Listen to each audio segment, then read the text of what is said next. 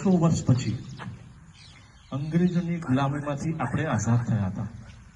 અંગ્રેજોએ આપણા ઉપર મોર દેન 200 યર્સ મીન્સ 200 વર્ષથી વધારે આપણા ઉપર રાજ કર્યું.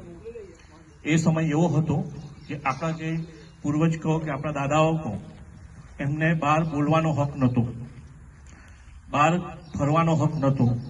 એમને એટલી બધી લાયબિલિટી પર દબાઈ જતા હતા કે કશું કરી જ નહોતા શકતા. અને એમાંથી આપણા સ્વાતંત્ર્ય સેનાનીઓ તેમજ આપણા સૈનિકો અને જે ફ્રીડમ ફાઇટર્સ, જે બી સ્વાતંત્ર્ય સૈનિકો છે, જે અમર થઈ ગયા, શહીદ થઈ ગયા, એમને આપણે બધા શ્રદ્ધાંજલિ આપીએ છીએ.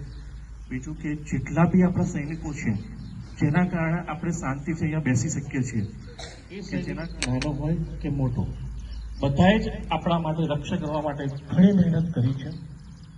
ભૂતકાળમાં બી કરી છે.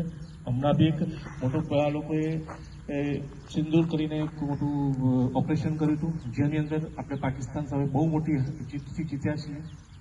એવા ઘણા ઓપરેશન્સ છે અને ઘણા બધા નાના મોટા યુદ્ધો ચાલતા હોય છે, જેમાં એ લોકો આપણને બચાવી રહ્યા છે વિદેશી શક્તિઓથી.